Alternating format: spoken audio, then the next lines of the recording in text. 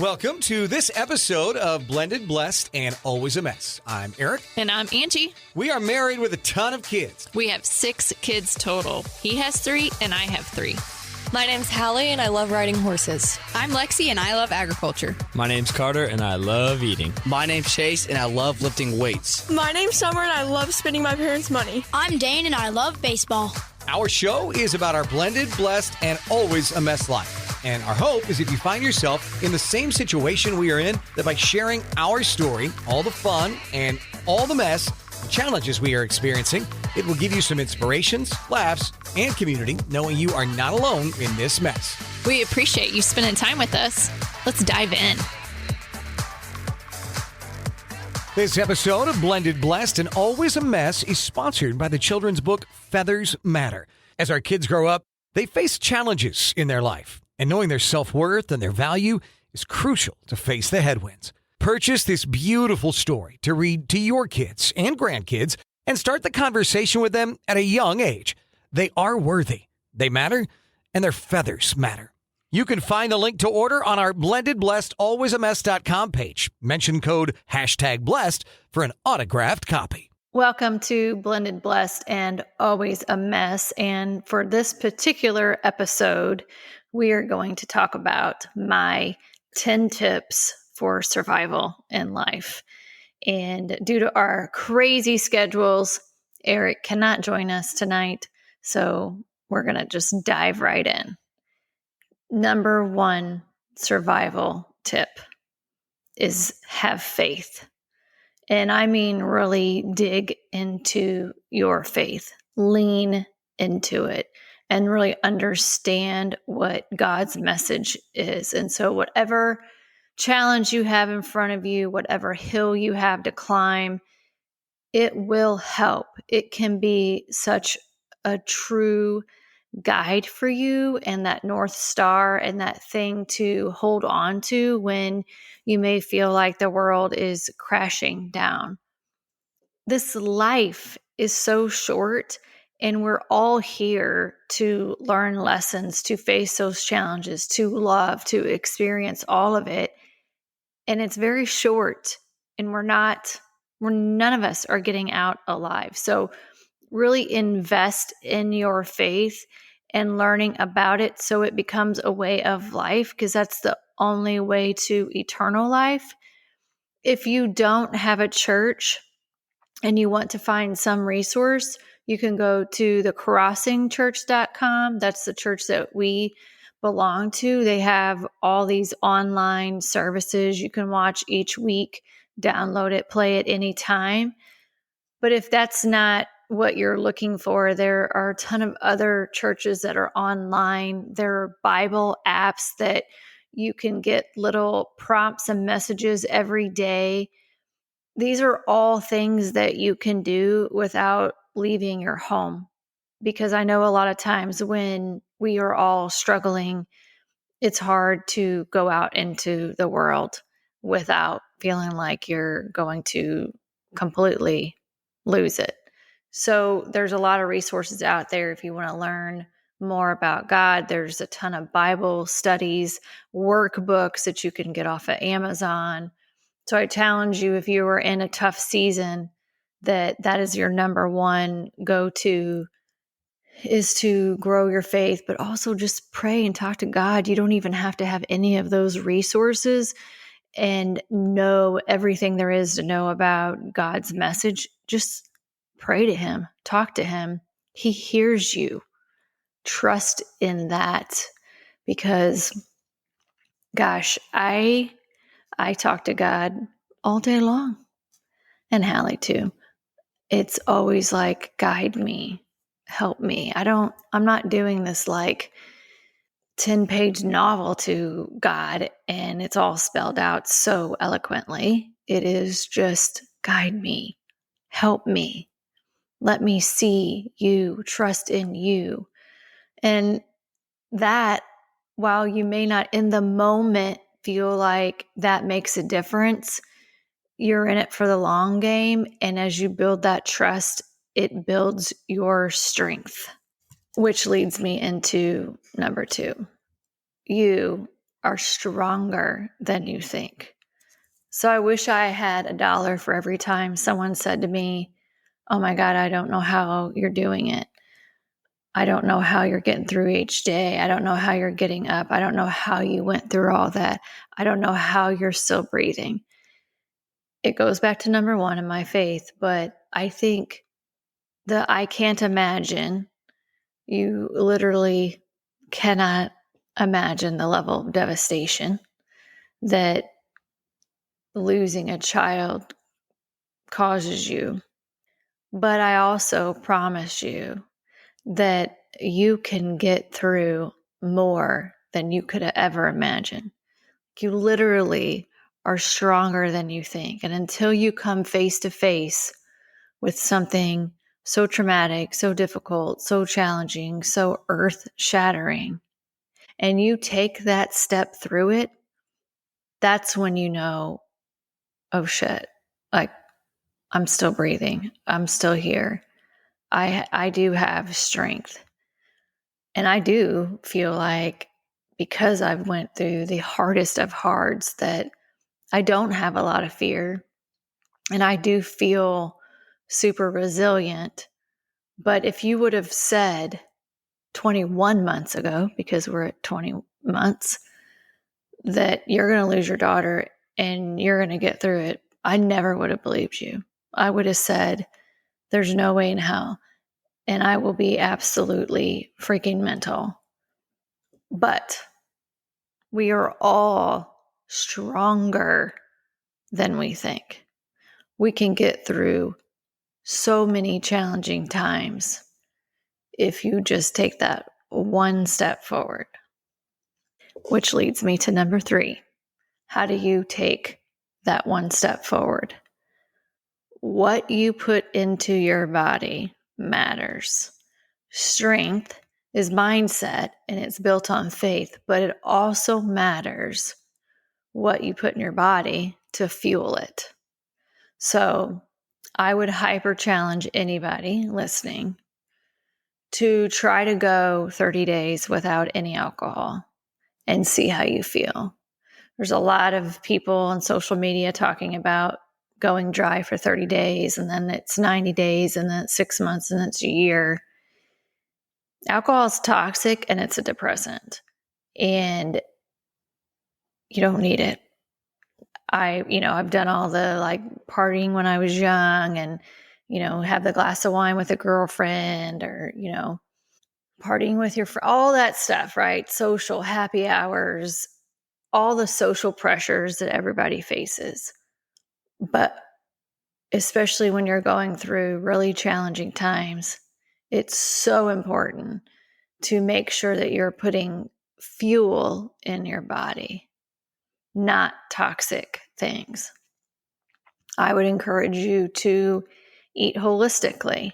I, over time, developed a gluten allergy, and whether or not it's tied to a thyroid issue or it's all the trauma that I have been through in the last 20 months, that your body reacts to stress just like it would react to any sort of disease that it's trying to fight off. Your environment, what you put in it, drastically affects how you function, how you think, how you cope, how you get through each day.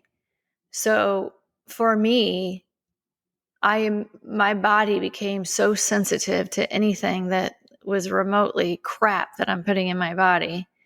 And so I just don't do it so that I can focus on my faith, have the strength to get up every day and feel like I have a little bit of energy. So I don't eat gluten. I don't drink alcohol. I try to eat a lot of protein. I try to avoid any processed foods. And I do it so that I can survive. So that matters. If 30 days is too much, try a week. Try 2 weeks to be very aware and pay attention to what you're fueling your body with. I'll tell you one quick recipe that I absolutely love. It sounds gross. It's amazing. And it's full of protein and it's great for you. So 2 cups of cottage cheese, 2 cups of oatmeal, but I use gluten-free oatmeal, and 6 eggs. Put it in a blender till it's like fluid, smooth, processed liquid. And you have a waffle mix that's high in protein. You would never know that that's what the ingredients are, but I promise you it's amazing. You can then, that's your base. From there, you can add blueberries or spinach or additional protein if you want even more protein. Add protein powder, add cinnamon. You can get super creative, but it makes a big batch, and then you can just leave it in the fridge and make you a waffle every morning. So it's kind of a meal prep to get protein in and put healthy food into your body. Another thing that I do a lot is I just get a rotisserie chicken and I eat that with some veggies and rice. That's like my lunch. It's quick, it's easy. I didn't have to make a lot or to go through a lot of effort to eat something healthy. And it tastes amazing. My kids make fun of me all the time because they're like, "Oh, Mom, let me guess, you're having like chicken and rice or steak and rice." But I try to find things that are quick and easy because we're always on the go. But if you spend a little bit of time kind of prepping a little bit, like on Sundays for the week, that will also help provide you the strength and fuel that you need to survive, to navigate what life throws your way. Number 4, self-care. Pay attention to what your body is feeling and telling you. So it's interesting for me because it's hard to describe, but I would say when you completely are broken and completely feel like you're dead on the inside, your body reacts in a way that you can pay attention or you recognize when little things change. And I'm more in tune with my body probably than I ever have. But for me, I can tell when I am super, super exhausted, like I feel like my body's shutting down and I have to go to bed. So I would say to you, if you feel super exhausted, pay attention to that and take the rest that you need. I take baths a lot. When I am super stressed at night before I crawl in bed, I will take a bath for like 20 minutes. I'll soak in like magnesium or bath salts, Epsom salt, like anything like that. You can Google different salts that are good to do a soak in. And I just sit in the quiet. I don't have a lot of distractions. I'll turn on some spa music. Hey, Alexa, play spa music. Or frequency music is another thing. You could do some research there. And I can tell when I need that, and it's a little bit of a reset for me. You have to be able to say, this is what I need, especially you got kids and it's hard to take time away from them, but it's important for you to refuel to show up stronger the next day. You have to take time for you, whatever that looks like for you. What do you like to do that you can tell allows you to reset? But you have to know that, and you have to pay attention to those signs and signals.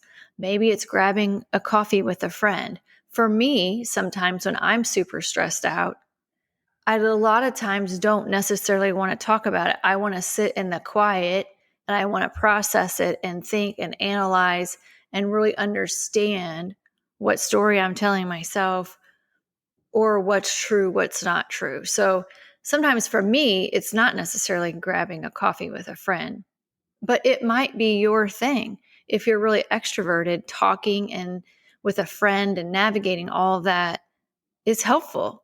So you have to figure out what's helpful for you and what your specific needs are, and then ask for it. Make it happen. So that's the critical component of it. If you're like, well, I really feel like I need to take a bath, but I've got 4 more chores to do, or I'm afraid that will seem like I'm selfish or whatever. It's not. It's not. Take the time that you need, especially if you're in survival mode. It's critical. So number 5, talking about taking the time that you need, you should work out. And I say that in that there's a lot of studies out there, especially women from their 30s to their 50s, how important it is to lift weights. And it doesn't have to mean you're a bodybuilder. It means that you are building muscle. So it also doesn't mean you're spending hours in a gym. It means that you're spending 20 to 30 minutes 4 to 5 times a week. Maybe it's 3 to 4 times initially for you, lifting some sort of weights. If you are scared of lifting weights or going to a gym, then I would highly recommend Jen's Get Fit. It's JGFG as the abbreviation. I've been part of Jen's Get Fit for, it was 2020, so close to 4 years. And I never worked out before. I know I've talked about that before on this podcast, but I truly believe that investment I had for 2 years before I lost Hallie is what has helped me continue to have the strength and fight forward for my overall emotional and physical and mental health. Moving your body changes your mindset and your overall life approach. So I'll give you an example. Today was a super stressful day, and I could tell that I had this headache, but I know that my headache is because I've been in this fight or flight mode. But I've learned that by paying attention to my body and being uniquely aware of what it's telling me. Plus, our schedules have been super crazy. The last 2 weeks, I've had a lot of travel. And while I have been exercising, riding bikes and walking and all that stuff, I have not been lifting weights. And I can tell. I can tell from my overall arching mindset and how I feel, not so much like my muscles or what I look like in the mirror, but how I feel. I could tell I had a cortisol headache. And so I knew I need to work out. I don't need to go take 3 ibuprofen. I needed to move my body. So if you're interested, you can go to jensgetfitgroup.com and you can join. And there's a special code tied to just our podcast, just our listeners, called FIRE. So enter in FIRE and you get $8 off your first month. Here's the other deal. It's not even expensive. So it's a couple of Starbucks coffees for a month, and you won't regret pushing play. Plus, you get a massive group of this private sisterhood on Facebook that is 5,000-6,000 strong of women authentically showing up, going through their life, sharing their struggles, their wins, providing support for you, cheering you on. You gain this army. Plus you get Jen. She is the most driven woman that I know that is like hell-bent on helping other women become the strongest version of themselves. And you get one-on-one access to her. I don't know how she does it, but she is there to cheer you on, to help you through all your highs and lows, because it's such a mindset struggle when it comes to your overall health. And while it's a physical change, it's just as much as a mental and emotional change as well. I cannot tell you how important your overarching health is when you are in survival mode. So if you're curious, you can reach out to me. I'll answer any questions that you want. You get a different workout every day. It's so easy. And you also get this whole sisterhood of people cheering you on. It's a massive group. So go check it out. If you are going through my list and you get to the workout and you're like, I don't really even know what to do or where to get started, then I would definitely go jensgetfitgroup.com. Just try it for a month. It helps, I promise. Which leads me to the next point. Number 6, find a life coach or a therapist to chat with. We all go through so many challenges and struggles in our life that I think we all need to just normalize talking about things that bother us, things that we're trying to navigate. And when it's so difficult to do it on your own, even if you have faith, even if you have the overarching wellness, even when you're great at self-care and you're mentally tough, we're all going to hit those walls where we need to reach out and ask for help. And it's better to already have someone in your corner when those walls are hit. So find the right network, find the right tribe group, whatever you want to call it, that can help you check yourself and help you navigate life or talk through things that you're thinking about or ways to approach different struggles. Get you a life coach or a close network of people or a therapist. It's so important in this broken world that we are all living in. And then number 7, be okay sitting in the quiet. This, I feel like, is probably hard, awkward, challenging. I don't know what word to insert there. But especially in such a hectic world that we live in, and we all have ADHD, I feel like, because of our phones, because of all the distractions and alerts and running to this game and that game and all the crazy travel with sports and life and social media and all of that we overlook the importance of sitting in the quiet. Or when we're sitting in the quiet, it's like, what should I be doing? I should be checking something. I wonder what's going on and what's the latest reels that I've missed, or Netflix series I should watch, or anything like that. Take 15 minutes a day and sit in the quiet, or drive in your car with no music on and think and just listen to the silence.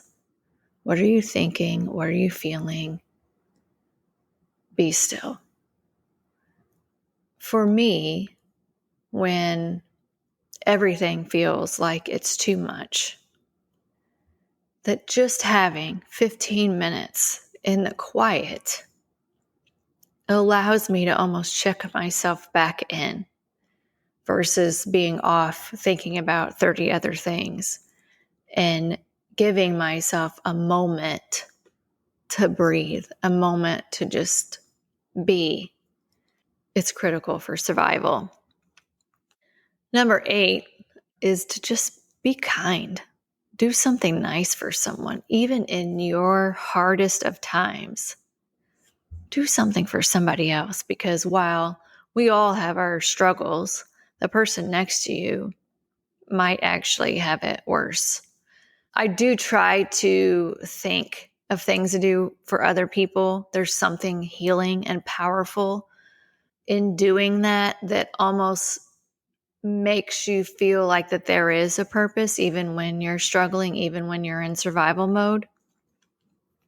Just reach out to someone, thank them, let them know that you're thinking about them, check in on them. Just say, hey, I just wanted to tell you hi. How are you doing? What have you been up to lately? But that act of kindness is also an ability or a way that can put water back into your cup. Number 9, I've talked about this one before, but it's equally critical. When in doubt, zoom out. Like, if you think your problems are bad, they could be worse. If you're fixated on this one thing and you think that that's the only thing that matters, and you are missing out on the bigger picture.